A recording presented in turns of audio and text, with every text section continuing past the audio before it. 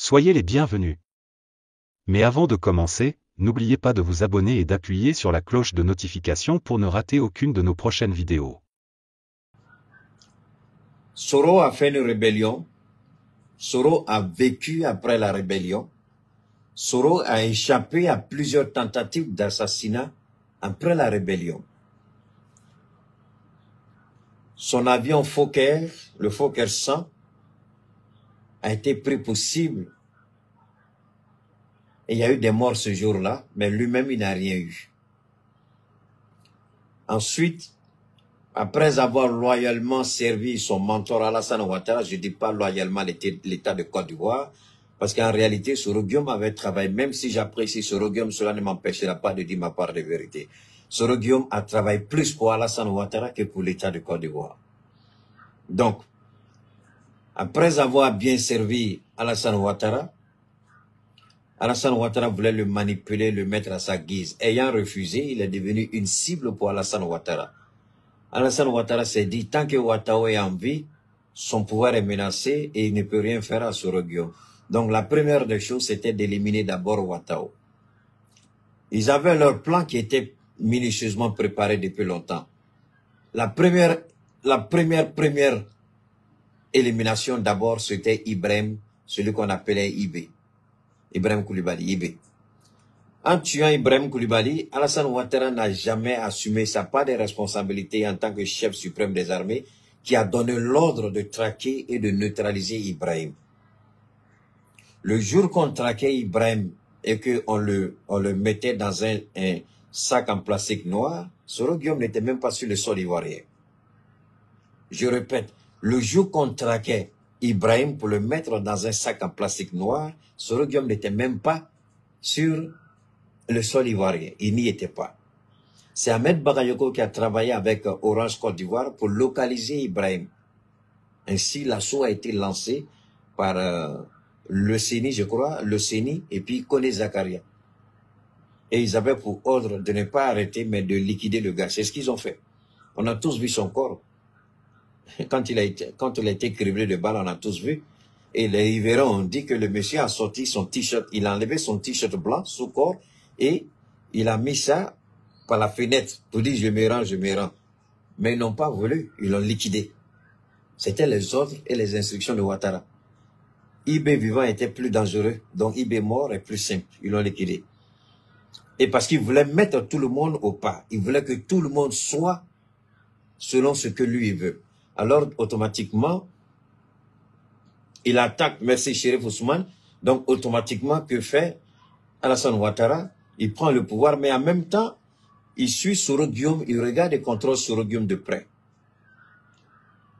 Et Soro Guillaume, on a vu qu'il était un électron beaucoup trop libre. Normalement, la position qu'il a donnée à Gon Coulibaly au niveau du RDR, c'est une position qui revenait de plein droit à Soro Kibafouré Guillaume, en sa qualité de Premier ministre et ensuite en sa qualité de président de l'Assemblée nationale. Mais Ouattara a doublé Soro Guillaume, il l'a donné à qui? À Gon Coulibaly, sachant que Gon Coulibaly était mourant. Donc il n'avait aucune confiance à Soro Guillaume. Soro Guillaume était un électron libre qu'il ne pouvait pas contrôler.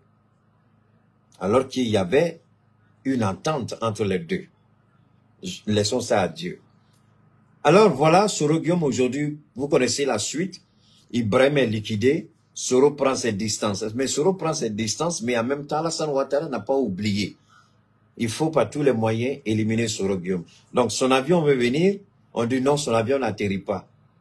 On l'oblige à aller en exil. On le contraint en exil, alors que la constitution de l'État de Côte d'Ivoire dit qu'aucun Ivoirien ne doit être contraint en exil.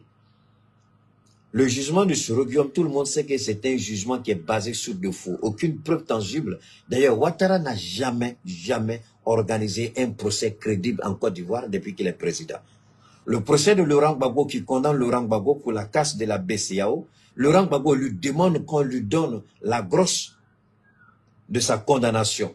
C'est-à-dire l'arrêté de justice qui dit qu'il est condamné. Il a besoin de ça pour faire appel. Et on refuse de lui donner cela. Donc si on ne lui donne pas, il ne peut pas porter plainte. Enfin, il ne peut pas faire appel, autant pour moi. Il ne peut pas faire appel. Pour faire appel, il faut que vous ayez d'abord votre condamnation, la preuve de votre condamnation. On le retire de la liste électorale. Après avoir liquidé Henri Konan Bédié, parce que vous avez entendu tout ça, Henri Konan Bédié, tout le monde sait qu'il n'est pas mort comme ça. C'est l'entêtement d'Henri Konan Bédié de rester sur place. Il a infiltré le milieu d'Henri Konan Bédié. Il a fini avec Henri Konan Bédié. Ce monsieur, je l'ai toujours dit, comment Dieu va finir avec lui, c'est Dieu seul qui sait. Mais laissons ça. Donc Bédié et Gbagbo dit, je veux faire appel. Parce que mon nom là, je veux laisser mon nom propre à mes enfants. On refuse de lui donner la preuve qu'il est condamné. Qu'est-ce qui peut justifier la saisie de la maison de Soro Guillaume et en faire la vente aux enchères? On veut l'humilier, on veut le ridiculiser. Mais Alassane Ouattara n'est pas Dieu. Alassane Ouattara, c'est la malédiction. J'ai dit une chose, je le répète aujourd'hui. Il y a des petits maudits qui s'excitent. Ça, c'est leur problème. Ça ne me dit absolument rien. Je dis, il va mal finir ce monsieur. Il va finir de la pire manière. Une manière dont on ne s'y attend même pas. Et ça, c'est une certitude absolue. Croyez-moi, je m'en fous. Ne me croyez pas, je m'en fous. Vous aurez les yeux pour voir et constater ce que j'ai dit, si c'est vrai ou faux. Si Dieu dit que Soro Guillaume ne sera jamais à la merci d'Alassane Ouattara, cela n'arrivera jamais. J'ai dit quelque chose par rapport à Laurent Gbagbo, je vais le répéter par rapport à Soro Guillaume. J'ai dit Alassane Ouattara ne pourra pas empêcher Laurent Gbagbo de rentrer en Côte d'Ivoire. Ce jour-là, tous les gores, ceux qu'on appelle Gbagbo ou rien, tous les gores là, ils ont partagé cette vidéo-là comme on achète le petit pain. C'est en cela que beaucoup d'Ivoiriens ont fait ma connaissance. Quand j'ai fait l'analyse et le décryptage. Parce que eux là, leur travail c'était d'insulter papa et maman de tous les gens du RDR. Moi, c'était pas ça à cette époque-là. J'ai fait une analyse objective. Ils étaient tous d'accord. C'est ce que je dis aujourd'hui. Je dis Gbagbo va aller, Gbagbo va revenir. Ouattara ne pourra jamais empêcher Laurent Gbagbo de rentrer en Côte d'Ivoire.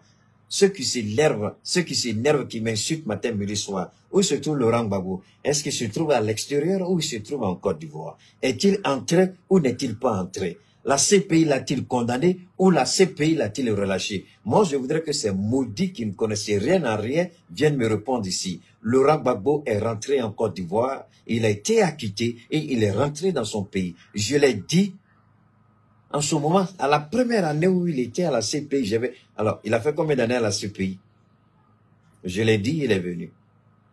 J'ai dit encore, ce n'est pas que je suis un partisan de Soro Guillaume, mais je dis que Dieu ne livrera pas Soro Guillaume à Alassane Ouattara. C'est vrai. Voilà, c'est tout pour cette vidéo. Si elle vous a plu, n'oubliez pas de mettre un like et de vous abonner si ce n'est pas encore fait. Sur ce, merci et à très bientôt.